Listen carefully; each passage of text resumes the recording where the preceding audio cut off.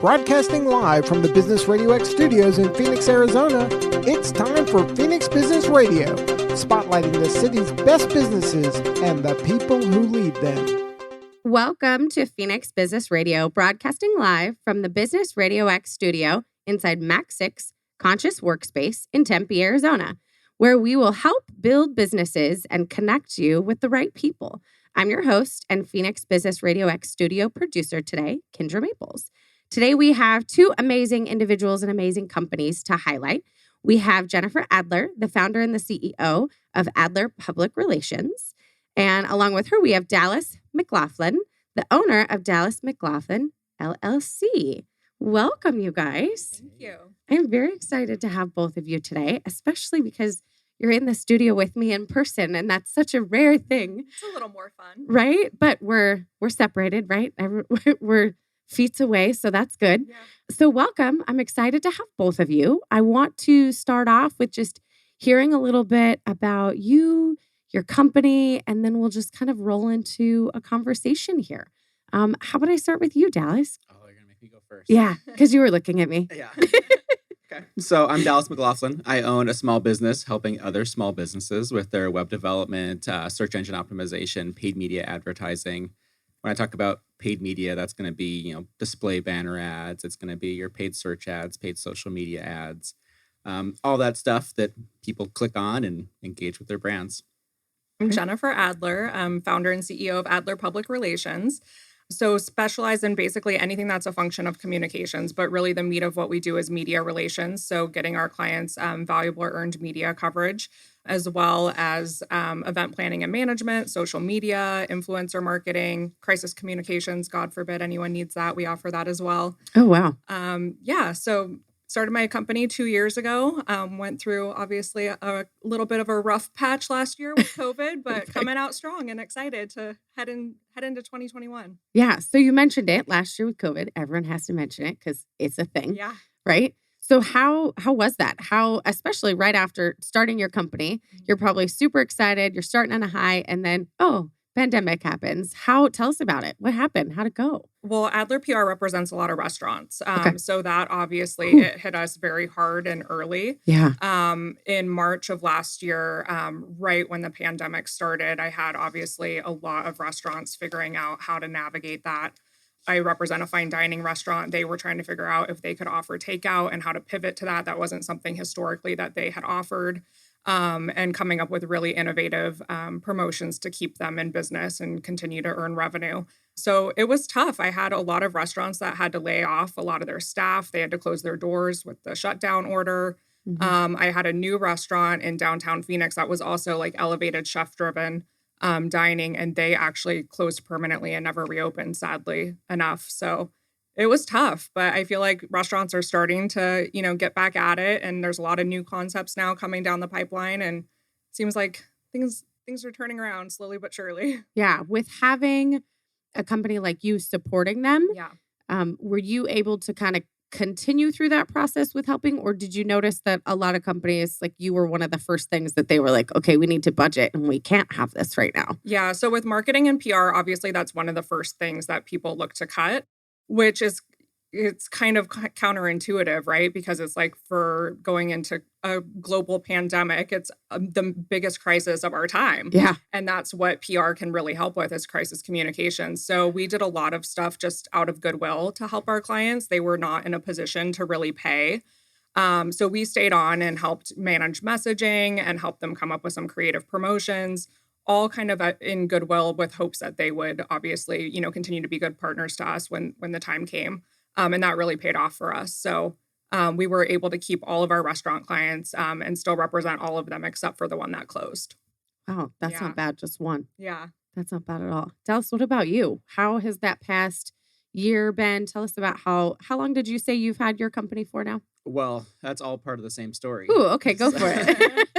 So at that time, which, we went work from home almost exactly a year ago. I think next week it'll be an exact year. At that time, I was working at a full service agency here in the Valley, and our clients were pretty large. It's clients like American Express, AAA, AARP, people like that. And I think what I saw with them is they were big enough to weather the storm a little bit. So those clients, they weren't that impacted. They were obviously a little bit nervous about it. What I did see is new business slowed down. So we had a lot of things in the pipeline that came to a halt because everybody was in wait and see mode.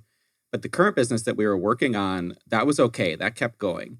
But where the story gets interesting to me, I think, and what I'm doing now is, like Jen would attest to that sometimes I have a thinking problem. Like I look at the world and I try to, forecast where the world's going and what that means for me. And I think at that time, a couple of things happened. Like one of them is you realize my whole livelihood is in the hands of somebody else, essentially, which isn't always bad. On the other hand, I'm looking at that thinking that, marketing is a huge investment for businesses. Full service agencies are a huge investment for businesses. They're risky ventures for companies to get into. And I started looking at that, and I was, with Jen at the time, and we were talking about that with her business, which obviously was impacted by it too, like she just described. And I was thinking that, I think it's a temporary problem because I think when the world comes back, I think that going to a full service agency is going to be a scarier proposition. They want to have smaller, best of breed people like Jen and I, that on one hand, we can give them the service they need as they need it in kind of a lower risk setting. At the same time, people like us, fortunately and maybe unfortunately, are easier to turn off and on when the world, takes turns like it did, versus cutting a huge retainer with an agency that really impacts and disrupts your business. So I saw that and I was like, yeah, it's really tough right now for people that are now in our seats. Yeah. But if I look far enough ahead, I think there's a huge opportunity. And strangely, I took the global pandemic as the time to take the jump and go do my own thing. So that's like, on one hand, it was insane. It was crazy, but it's probably going to be the best decision I ever made.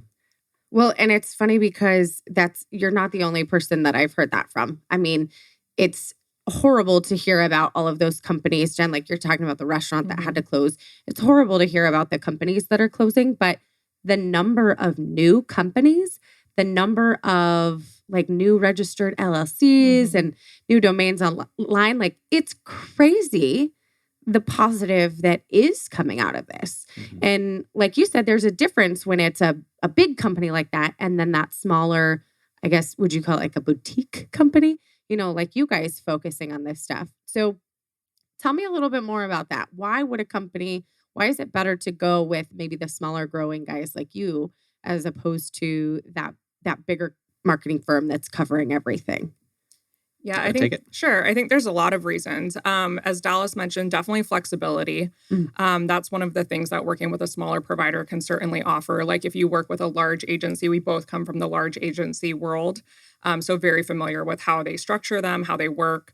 You usually have an ironclad legal agreement, a 30 to 60 day at least cancellation clause. And that's just not realistic in today's landscape with what happened last year. And so I think flexibility is huge. Also big agencies are notorious for having really fancy office spaces and a lot of really cool employee perks, fancy holiday parties, all those things come with a cost. And that cost gets passed along to clients. Obviously, agencies don't like to talk about that, but they don't pay for themselves. So people like us are able to keep our overhead super low. We both work from home right now. And that was a decision that I made pre-pandemic. So I always, or at least in the near future, I wouldn't say always, you never know where life's going to take you, but I don't have plans to have actual office space. I think clients appreciate when you go to them. So I'll meet with my clients in their space or at a coffee shop or over drinks somewhere. And I think clients appreciate that. So we're able to kind of pass those benefits along to our clients. And I feel like that's fitting now, right? You made that decision pre-pandemic, but now that's like a normal thing. Nobody's in an office. Nobody's in a big space. And half the time now when we're doing video calls, right? You're in your house, you're seeing kids and dogs and, this is the normal thing now. And so for you to make that decision even before all of this, it's very fitting to, kind of the position that we're in now. Right. And, people can fit more meetings in. They can, instead of having to drive somewhere, right now we can't do all of the coffee shops as often, but instead of having to drive somewhere, it's, hey, let's do a Zoom video real quick. You can fit it in, squeeze it in. It's more face to face, right? And you can accommodate a little bit better than some of the big guys. Yeah. And the other thing I would say too is seniority. Like that was one of the biggest reasons, that a big frustration I had with agency life. So in order for agencies to remain profitable, especially the big ones, they have a lot of junior employees. People that have 2-3 years experience right out of school. And then the senior leadership team, for the most part, is reserved for new business pitches, strategy. They get pulled in to impress the clients off the bat, or come in for like a strategy session or client meetings. And then a lot of the work gets kind of divvied up for the junior employees who are billed at a lower rate. And I just was seeing the work suffer, and people were spending a lot more time than was necessary to get the job done. And so when you go with someone like Dallas or I, it's like we have years and years of experience, a deep niche experience in what we do and what we love. And you'd be hard pressed to find a big agency where like the owner or director of PR is like actually working on your account. So that's kind of the value proposition that we bring, is the seniority and the expertise, and being like an ingrained member of our clients' teams that are like truly invested in the success of their business. So as you guys, you have these new companies that you're growing, and right now it's nice that it's a little smaller. You have all of those options. You have all of that flexibility. What happens as you grow? As a business owner, right? You want to keep it small, but at the same time, you want to make money and you want to grow. So how do you toggle between that, right? You want to grow and be big, but maybe not as big as some of these other massive ones that you guys have worked for in the past. Like, how do you kind of balance those feelings? This is something that, Jen and I talk a lot about. I'm not that interested in ever owning a large agency, or even an agency of more than a handful of people at most. I think what I'm most interested in is having a business that I'm still directly involved. I'm not detached from. It'd be my nightmare to own a business where I don't know the work that's being produced. I don't know the people doing the work. That sounds terrifying, and it's not something I ever want to do.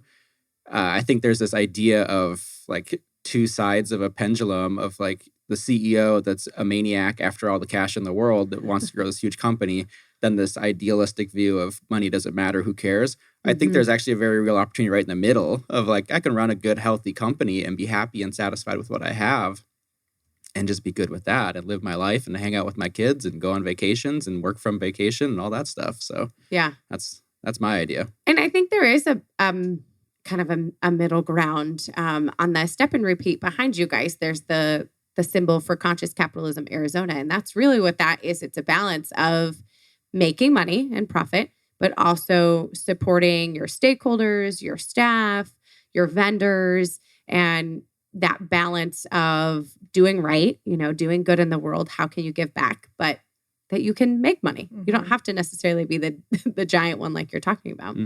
And for me, I do have one team member, Amy. She's awesome. Also super senior, very experienced, someone that is like my right-hand person, which is amazing. And beyond that, I do plan on growing, but just like Dallas said, I don't have desires to have a huge, full person or full service agency. I think there's really power in staying in your lane and sticking to what you know, and then pulling in trusted partners, people like Dallas when I need digital support or media buying. And then I have a couple of other trusted partners that I use for creative design, a couple other things that I would pull in like as needed. But that's also a perk of the way that we're structuring our businesses. As things kind of ebb and flow, you can pull in those partners as needed. A big full service agency has those people on their staff and on their payroll full time. And sometimes those people aren't being used. I remember when we worked at a full service agency, a lot of times the copywriters would be late. And so they would just be like literally working on busy work or stuff for the agency. And it's just not sustainable. Yeah. And one of the things you mentioned how you can bring in other partners, and that you can partner and whatnot. You guys, actually, your companies complement each other really well, right? Because Jen, you're more almost like outward facing, it seems, when it comes to like the communications and the creation and that kind of stuff. And Dallas, it seems like yours is more internal facing. I'm laughing because I like watching other people describe Try to understand our jobs. it. I know. So I'm not doing this very well. Is that it was a good attempt. I would say the real difference is I'm everything that's earned. So I'm a true traditionalist when it comes to PR. I like to say if there's dollars attached to it, it's not PR. So anything that's a paid placement, so a paid advertisement, an advertorial, paid influencer arrangements, that's not my jam. I'm completely earned focused. So basically, PR's job is to pitch the media the story. Yeah. And make our clients newsworthy, not just get them news, but figure out a way to make them newsworthy. And so anything that has dollars attached to it, that I push over to Dallas. So he does everything that's related to paid and also digital. Yeah, so I make the joke that Jen earns her results. I just buy mine. Which if clients are Accurate. listening, that's not actually true. But yeah, so, she just explained what she does on the earn side of it. What I do is I work with my clients to understand, who are you trying to target? Like, Yeah. what markets are you trying to enter into? What's your offering? What's your differentiator? What platforms do these people hang out on, whether it's social media, what media outlets do they read? And then we build media plans to go out and put my clients' brands right in front of those people in places Gotcha. that they're actually going to engage with those things. If it's a digital ad, obviously click through to the website, maybe make a purchase, show up to the restaurant. Mhm. If it's an offline ad, it's just bringing awareness to the brand, driving foot traffic, things like that. So I'm paying to put placements where they need to be. Gotcha. So how does that work when clients come to you guys? Because it seems like honestly, they need both of you, Mhm. right? You're like a package deal. Yeah. So how does that work when clients come to you and like Jen, they come to you first and you say, Mhm. well, we gotta bring Dallas in on this or something. Like, how does that process work when you get new clients and you're talking through it with them and figuring out what their needs are? Maybe they need both of you. Mhm. Are there companies that maybe don't need both sides? Tell me how that process kind of goes. Yeah, I would say it's super complementary, as you mentioned. Yeah. There's a lot of times that all have, a client relationship, and in talking to them, all identify that they do need some paid support, or, they could really beef up their website or SEO. And so then I'll make an introduction and refer them to Dallas, and vice versa. We refer clients back and forth all the time, which tends to work really well. We also work on a number of accounts together. And we've worked together for so many years that it just is very turnkey and like easy. We know how the other person likes to work. So it just tends to work out that way. Yeah. Yeah, I think a good example was just last week. I was working with a new prospect. They're not a client yet. And I was building a proposal for them. We'd had a few discovery meetings of what they're trying to accomplish, who they're trying to talk to. They shared some ideas of what they've tried in the past. And again, it kind of goes back to the question of what's the value of working with someone that's like Jen or myself in our business size. Is I try to be agnostic of the thing I sell versus what the person actually needs. So that person was talking to me, they're describing what they need. They're telling me that they need a paid media service. They're telling me they need web and SEO, which they probably do. But what I actually told them is, it sounds like you actually need public relations. Like Mhm. you act like what you're describing is not actually what I do. Like I'll provide some supporting services around that. But you need to actually go talk to this trusted PR partner that I have, is how I typically phrase that. And I think something will probably work out there. But that's kind of how that works. Is like I'm listening to their needs. I'm thinking like, okay, well, that actually falls more in Jen's realm. So let me pass you off to her. And then she does the same thing when she hears stuff in her world that works like that. Does that happen a lot where people think they, Constantly. yeah. No one really knows what they need, when it comes to marketing. And that's fine, because that's where our expertise comes in. I think business owners are sometimes confused when it comes to marketing, or they don't know where to start, especially when they have smaller budgets. They don't know what they should do first, or like if they can afford certain things. And I think there's still a little bit of sticker shock when it comes to like, people are used to like bigger agency prices. We actually go head to head with the big agencies in town, which is great. But, that's kind of, like I said, the value proposition that we bring. We can do things for a little bit more of an affordable price and still get them just as good of results, if not better. Mm-hmm. So as far as, we're throwing out terms as far as like web stuff and SEO and all of that. It sounds like it's not really a one package deal for everybody, right? And Right. especially like you said, some people are going to come like, I would have no idea. That's why somebody else does that stuff, right? So how does that work as far as needing to piece together different packages? It's not like a one size fits all. How does that work with, giving them those pieces that they need and that they don't need? And as far as pricing, like you said, you're going head to head with these bigger companies. Like, how does that all work?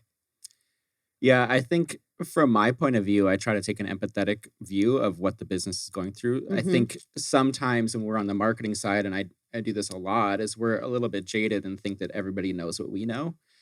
So we've done this. I been in agencies the better part of a decade, Jen as well, prior to starting our own businesses.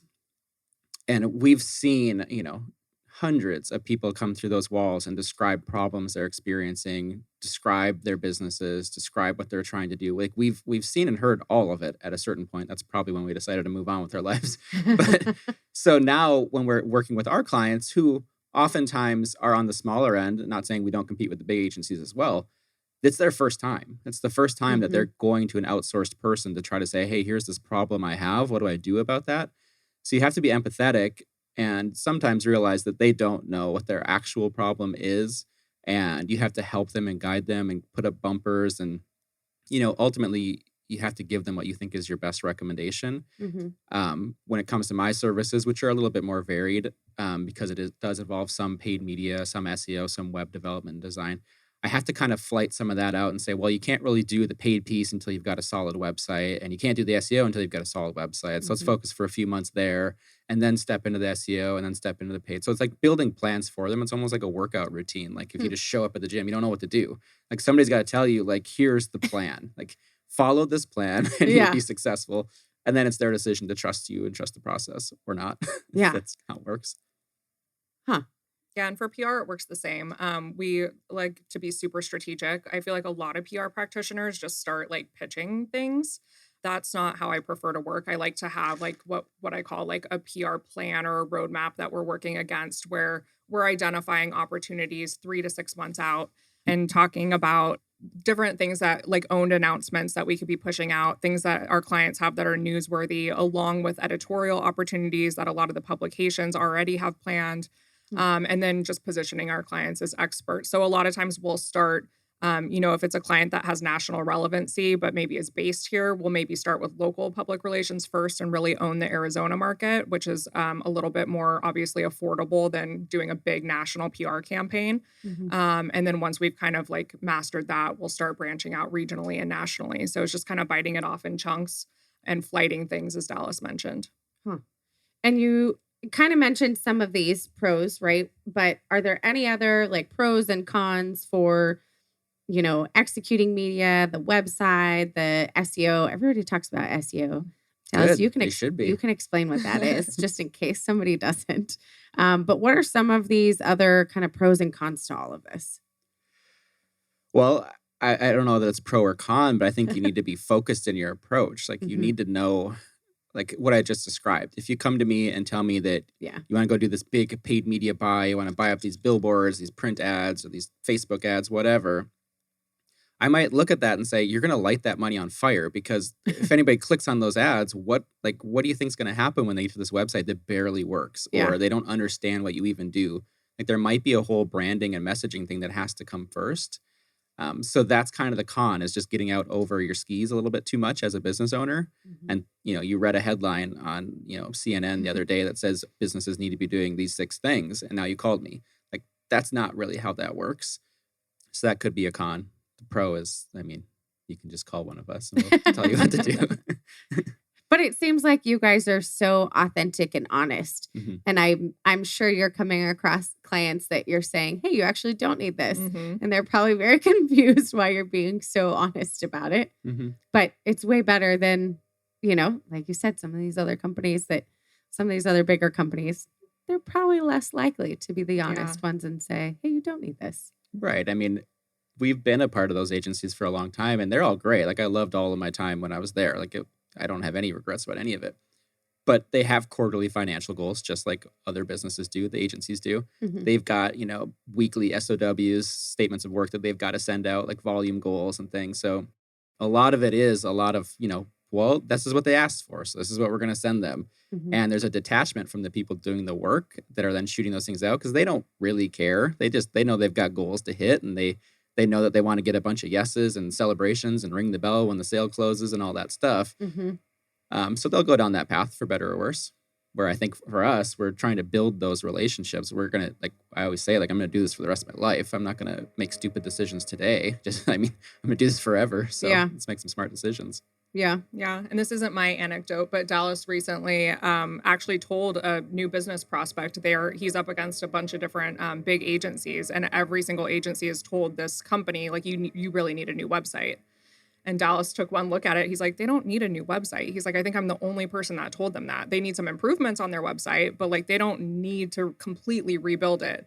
And that's one of the big problems with big agencies is they're constantly looking for the upsell and, sometimes selling clients things that they don't necessarily need at that time. So yeah, I think it's just like being very integrity based. That's another reason why I really wanted to start my own company, is just to be able to do things, the way that I really believe is right, and being super transparent and honest with clients, and really like building those relationships in PR. As I'm sure you can understand, like reputation is everything and relationships are everything. My relationships with the media, my relationships with the community, relationships with my clients. And to me, those are gold. So anything that even threatens them by any means, I completely just shy away from. Well, and it builds you, Right. It builds your company. But at the end of the day, it's the right thing to do. We Mhm. just had Noah Barrasso from Kaiser on one of the I know shows Noah. yesterday. Yeah. Yeah. He was just on one of the shows yesterday. He was on actually the People and Profit for Conscious Capitalism. And he was talking about, the foundation essentially of Kaiser, right? And how it's not always about, hey, buy the space, do this. And, he was saying the same thing as you guys. He was talking about sometimes the client really isn't ready for this giant space if they're a growing company. And, you're not maybe going to get that sale, but guess what? You're forming that relationship. And then afterwards, you follow up and you find, how can you help them? How can you serve them? Can you send them something that, they were looking for, or whatever? You're giving back, you're serving, that, that servant mentality. And that later on down the road, then maybe it comes back and it turns into a relationship, and it turns into, something where there's a sale involved. But that can't be in every single thought, right? I gotta make money. I gotta make that. Right. Then you turn ruthless. Like, Jonathan Kaiser says there's no need to be. Yeah. Right. Yeah. And I think as a small business owner, it's a lot easier now that I now own my own company to put myself in my client's shoes, because, before I worked as the director of PR at a couple very large full service agencies. And at the end of the day, my name's not on the door. It's not my risk that I'm taking, then. And now that every decision that I make affects my company, and that my name's on the door and the buck stops with me. I put myself in my client's shoes that are in the same situation, and knowing that budgets are tight, especially this past year for them, it's like, what can we be doing to help them as a small business helping another small business? And I know that's going to pay off tenfold, down the road.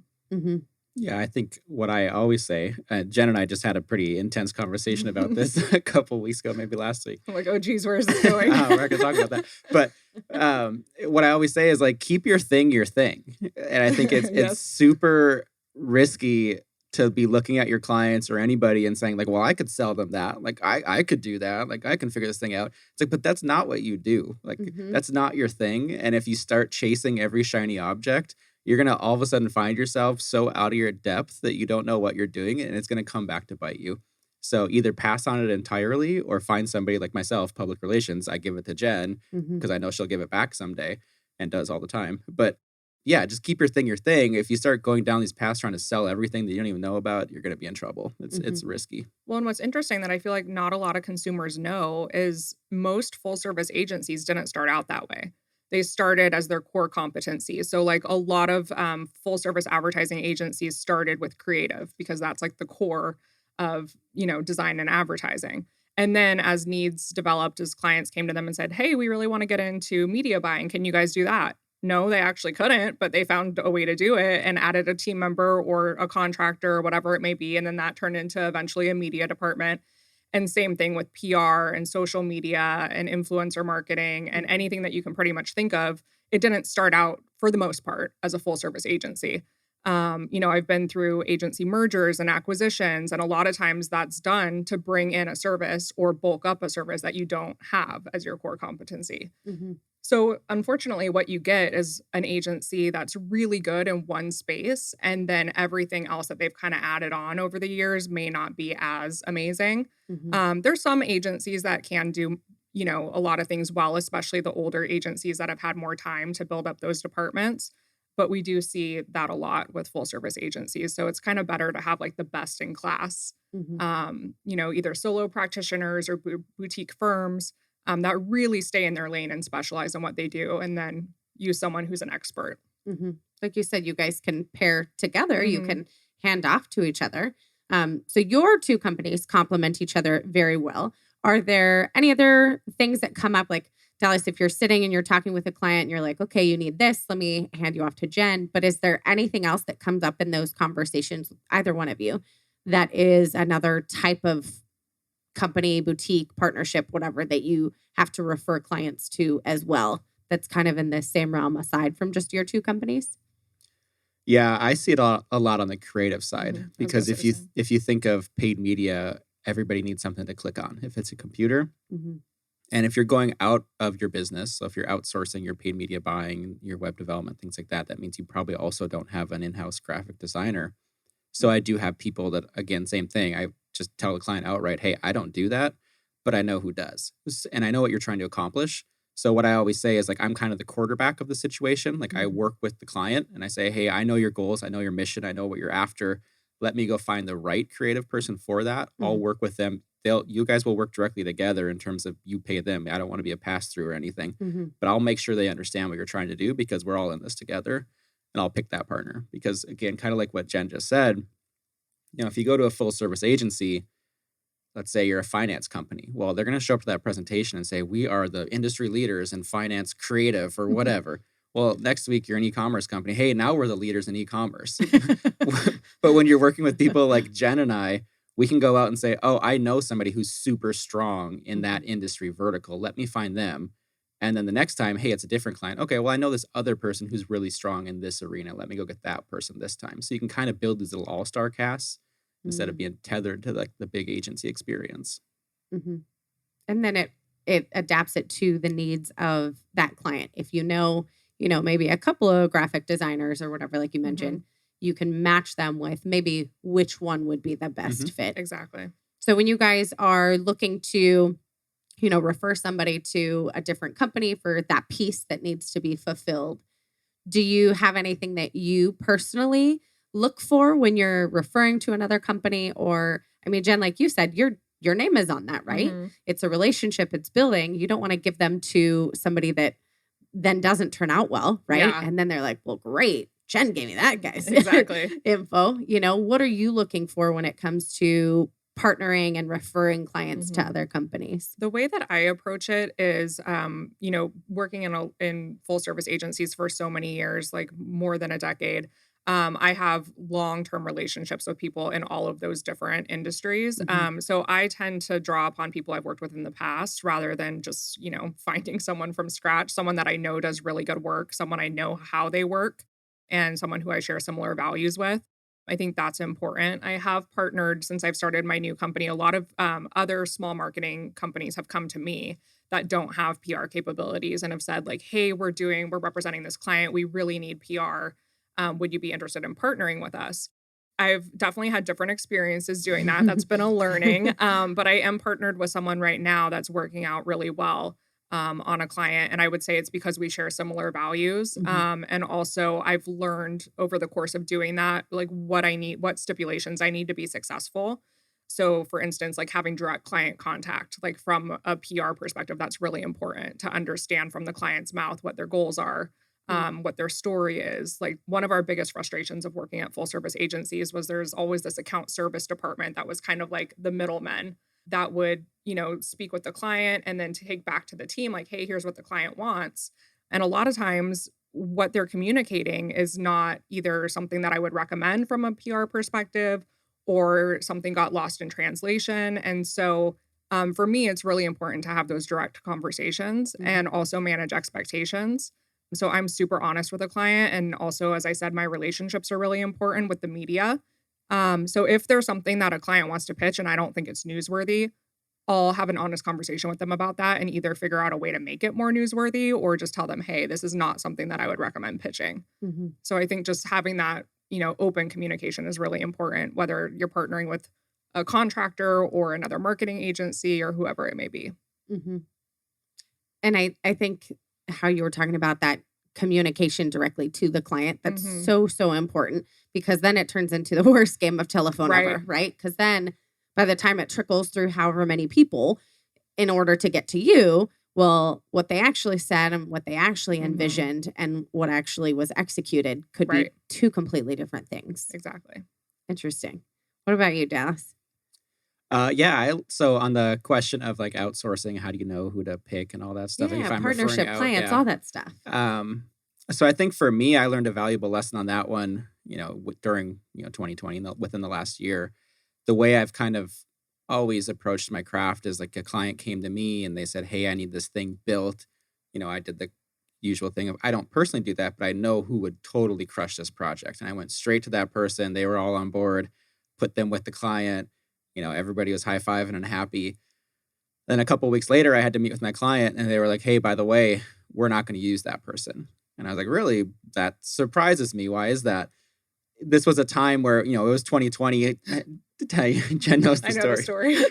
So I'm not going to get super deep into it, but tensions were super heightened around politics and coronavirus and all this stuff. Oh. And that actually played a factor in the whole thing. There was like some social media posts by the person I referred that as an outsider, I'm like, okay, I can see it. But that really resonated with the client that I was working with. And they were like, we just can't associate ourselves with that. And so we can't use them. And I was like, okay, I'm just like the conduit. I'll go find another one. I'm not going to get in a debate about it either. So then it became this idea of like, okay, I can't just vet partners on the hard, like tactical skills side of things. Like I also got to look at their whole, themselves as a brand and business that's also representing me in a certain fashion. Yeah. And as a person. Yeah. But it was interesting though, because it was kind of a blindsided thing because I actually know that individual personally, like we're friends. And I'm like, man, like that's not actually what represents them. Like I would hang out with that person any day of the week. And yeah, there was like some ideas around politics that they didn't align on and that like blew the whole deal. And I was like, okay, that's fine. Like I'm not getting involved. Was it a post? I'm curious, but was it a post that was made by the company or by that individual? So it wasn't like any one post. It was just they went to this person's Facebook and they had a history of sharing, Ooh, they were really like looking to make sure that was a match. I didn't even consider that in like my like, hey, you should go work with this person. I didn't even consider that they would vet him out to that degree, like reading through his social media posts. Because to me, and maybe I need to think more about that. To me, that's not what I'm going to judge necessarily who I'm going to partner with, unless it's like radically crazy stuff they're posting. But this person was just, that's his point of view. Opinion, yeah, it wasn't anything crazy. I mean, half the population agreed with him. Yeah. So it's like, so I was kind of caught off guard by it. And I was like, okay, fine. So yeah, now when I'm referring people out, I got to kind of take that lens too. It's like, yeah, tactically they can pull the project off. But on the soft side, soft skills, can they manage the relationship? So it gets a little bit more difficult. But what a crazy time that we live in, right? Mm-hmm. You are doing the good thing of referring to somebody that that can do the job that they need. And now there's all of this back, information. And like you said, 2020, hot year, right? On every topic. And so now it's, you have to almost give that disclaimer of, hey, this is what they can do. Everything else, personally, politically, whatever, I don't know. But what a crazy, time that we live in that's what we have. Like you're saying, you're like, well, I guess I have to look into that. But I don't think that should be a responsibility. But that's back to what we were talking about. You're being that, that supportive, that servant leader. You're trying to help people. And so now we got to do a little more digging, right? Make sure that we're supporting people in all aspects, apparently. Well, and then from a PR perspective, it's been super interesting too, because just trying to counsel clients on in previous years, I mean, crisis communication has always been tough. It's never something fun. But 2020 was especially challenging, and especially like hot topics and things that you have to be really careful of, how you message things. I always say that brands can really screw up the way that they manage a crisis. Like the crisis is bad enough, but people who mismanage it, that can ruin your brand forever. So it's been interesting over the past year, just really talking with my clients and cautioning them about like going over and over messaging and making sure that something that they think is maybe innocent or mentioning something to do with politics, because it's just such like an omnipresent topic in the past year. It's kind of hard not to mention things that are like about COVID or politics, but that's where you can really get obviously in a little bit of hot water. So Yeah. it's been an interesting time. And you can probably, answer whether this is true, but I feel like in some cases you have to, answer the question, if it's political or whatever. And with COVID, like you have to address it in some way. So it's scary because you kind of have to say something because sometimes then when you don't say anything and then when the company doesn't have a stance on something, then that's even more detrimental. Right. Yeah, it's a double-edged sword. I mean, I'm getting a lot of calls even now with, the occupancy mandates being lifted by the governor for restaurants from the media looking to talk to restaurants about, what the reaction is to that, how it's going to impact their business, how the limited occupancy, either negatively affected their business or how they navigated it. And there's just not a lot of upside, for doing the interview because there's just going to be people on both sides that have very strong opinions. And the last thing you want to do as a business owner who's struggling during this time is also either piss off or alienate people that maybe don't agree with your stance on it. So it's just a very hard situation to be in where typically I would have advised my clients like, hey, this is a good interview. You want to be part of the conversation. Now there's more of a risk in doing that, I think. So it's just, really weighing the opportunity and making sure it's a good fit. So with some of the work that you're doing with clients now, because of, everything going on, do you tend to like step away from certain opportunities or push to different opportunities? Like, we've definitely passed on a couple opportunities that have come our way in terms of like media related to the pandemic, but always looking for ways to kind of either pivot that messaging and talk about things that are a little bit more positive or what the restaurant's done to navigate it. And also just looking for like future opportunities that are maybe like not as tied to that. So just figuring out ways to still get exposure, but not it being directly tied to the pandemic and everything else happening in the world. You guys picked really hot times to start new companies. Yes. But I figure if we can survive and thrive through 2020, we can make it through anything, right? Right. And especially both of you, like with what you're doing, but right now, how we're talking about the messaging and everything that's going around all the messaging and Dallas, like you referring, to other clients. And then who knew these things could creep into it? But if you can nail this, I feel like you're doing good. Right. Right. So now, and I don't want to jinx anything and say now that we're getting through all of it, right? But I feel like we're slightly on the uptick, right? We're getting through 2020. It's behind us now. Moving forward, what does the future look like for you guys as far as like what's the next step that you're excited to take for your company or that sort of thing? For me, I'm seeing a lot of like restaurant concepts starting to think about opening things that were put on hold during 2020. A lot of people are now getting back to it, which is really exciting. And even the number of restaurants that have opened during 2020 is so impressive.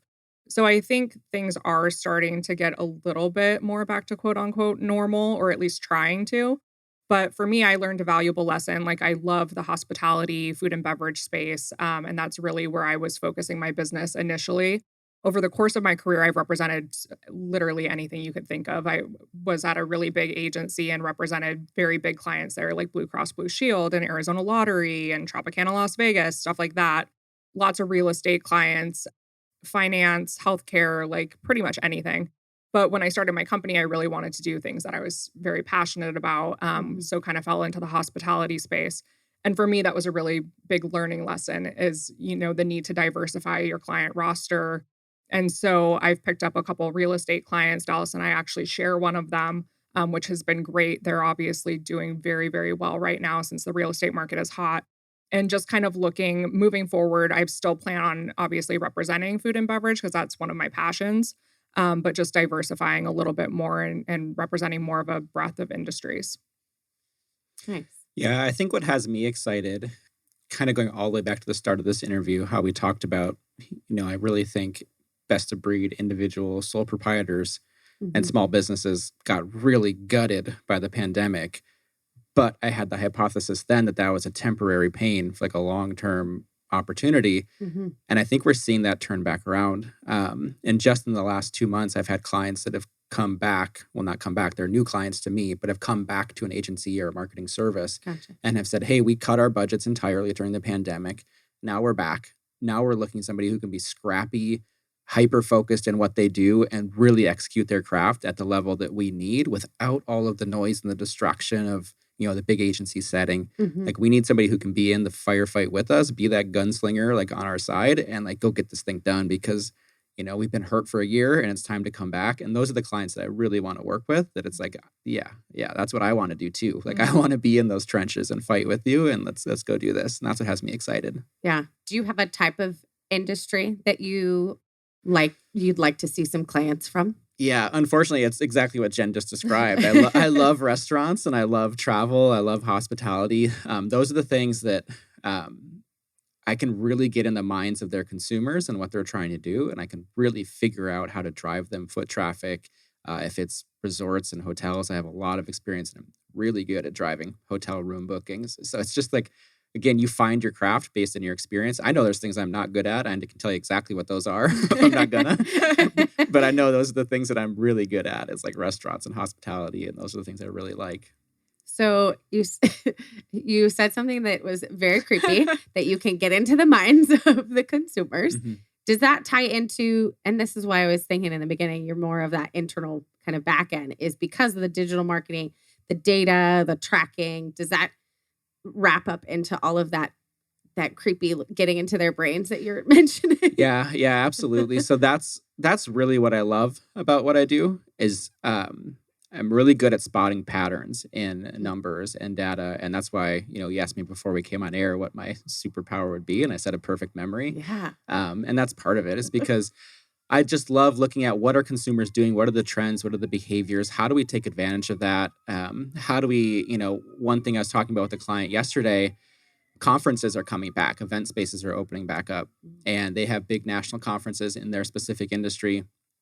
And one of the things we're doing with them, which I've done a lot in the past, which obviously took a back seat for the last year, is we geofence the walls of the conference center. This is the one that freaks everybody out, but I love it and it works so good. And we'd stop doing it if it didn't work, but it keeps working.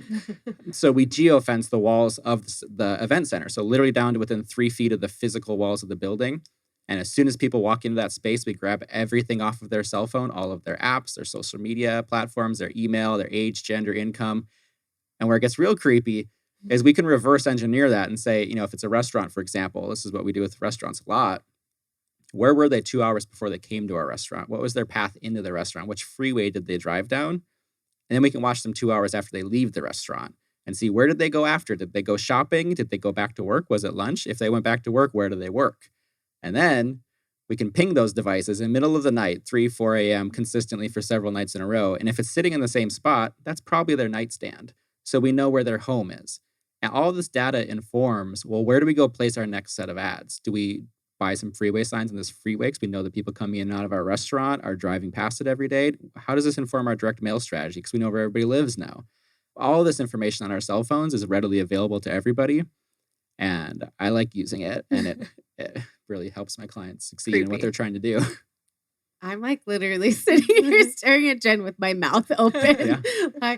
I know that things are happening, but nobody has sat across the table from me and said, yeah, I can tell when you walk in and where you came from and where you're going. It's funny because there's just what's that documentary that just came out? The social media one? Oh, yeah, I forgot what it's called. It's on Netflix. Everyone was freaking out about this social media documentary. Like, oh my gosh, you have to watch, I can't remember the name.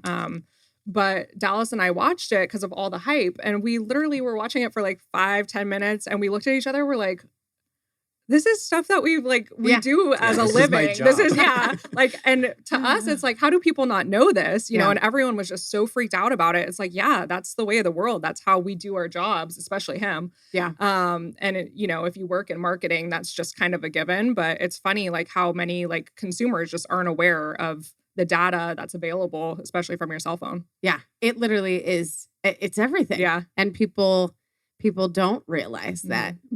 I love that you're like, this is what we do. Yeah. This is our job. But on the other hand, it does allow you to get served things that are actually relevant to you. You know, before when all of that information wasn't available, it was just kind of a shot in the dark. And now it's like, I appreciate when I'm on social media and I actually get an ad for something that I would actually buy. Rather than just getting served diaper ads. It's like, I don't need diapers right now. Like, no, I think I'm good. There's huge debates happening right now in the media world. And that's what I always say. The ad inventory is not going away. So if there's regulation around how we can target people, what you're going to get is a whole bunch of ad inventory that's still going to get filled every single day by a bunch of stuff you have no interest in. Mm-hmm. So at least maybe exchange your data to at least have that ad something that's relevant to you, something that you want to see. Otherwise, it's not going to work. It's not going to work for anybody. You're going to not like it anymore. Yeah. I will say the only downfall is if somebody else in my house searches something, then it comes up on mine. So I always know what my husband's been searching. It's usually like hunting stuff. But then all of a sudden I'll get a ad for like houses in Montana. And I go, hey babe, what have you been searching? It's like, dang it. Those are not the ones I wanted. Yeah. And then when you're in the industry, like Jen and I are, then you're hyper aware of all of that stuff. And you're like, why? Someone's off on their targeting here. What's going on? Like, you're trying to figure it out. Or if you're shopping for a gift, you're like, okay, don't let anyone else on your computer because they're going to see what I just bought for you, because you're going to get served a million ads after the fact. Oh my gosh. This is how you ruin Christmas, guys. Yeah. Oh my gosh. I love this. I hate to bring it to you, but we're almost to that point of the hour. So I do want to give you guys a couple of moments. We've talked about it a lot. We talked about both of your companies, how they complement each other, outsourcing to other companies and SEOs and creepy data and all of this stuff. But I do want to give each of you a moment. So if you have any other, thoughts, ideas, any asks from the audience as well. Both of you have mentioned the restaurant industry and that kind of stuff. So I want to give each of you a moment for any of that last, hey, kind of stuff. So Dallas, you go first. Oh man. Again. You were looking at me Put again. on the spot. I was hoping Jen would take it. I can give to Jen if you need. I don't have an ask. I don't need to ask anybody or make a sales pitch or anything. I would say my piece of advice may be what I'm seeing, because again, I do this all day, every day. What I'm talking to a lot of my clients about, and I'm running media for a lot of people right now specifically, because everybody left advertising, because everybody cut their budgets, and people are talking about returning right now, but it really hasn't upticked quite like we expected that it would. A lot of the ad inventory right now is extremely cost effective, especially when you're talking about traditional advertising. Those publishers and those people selling that space are throwing ads at you. They're just saying, please take it. Just give us anything. So right now, if I think of like dollar cost efficiency, right now is probably the best time to dip your toe in advertising if you never have before. And even if you're looking to get back into it, what you can do right now, even on digital, just the ad inventory is so available. Because again, it's a real-time auction, especially when you're on a computer. And with less people bidding, they're going for less costs. So you can serve more people at a lower cost per dollar. It's a really good time to get involved in advertising. That is very interesting. That is a very good point. Thank you for that. And for me, I would say what makes us really passionate about what we do is every brand has a story to tell. Mm-hmm. And our job as PR pros is to help brands identify what that story is, and also get it in the right hands of media that then can broadcast it to the masses. And I think a lot of business owners are so close to what they're doing that they don't really think that what they're doing is that interesting, or that they don't have such a great to tell. And so that's really where we come in, is helping identify what that story is and what makes them newsworthy. So I would just advise business owners, like, there's always something, you just have to look for it. And now is a really great time to put your story out there and create brand awareness during a time when people are consuming a lot of media right now. So PR is always a good investment. That's my advice. Awesome. And if folks are trying to get in touch with you, Jen, what's the best way for them to reach you? Yeah, so my website is just adlerpublicrelations.com. Super easy. It's the same on Instagram. You can follow me there, or on LinkedIn. Awesome. Dallas, what about you? Same thing. Website's dallasmclaughlin.com. Built by Dallas McLaughlin. It's kind of why we do this, I think. I feel like I guessed that. Yeah. Well, thank you. Both of you were absolutely awesome. I feel like I actually learned a lot today as well, which is always fun to not only enjoy the conversation, but to learn and take some tidbits away. So thank you for that. I appreciate both of you. Thanks for having us. Thank you. You've been listening to Phoenix Business RadioX, broadcasting live from within the Mac 6 Conscious Workspace studio.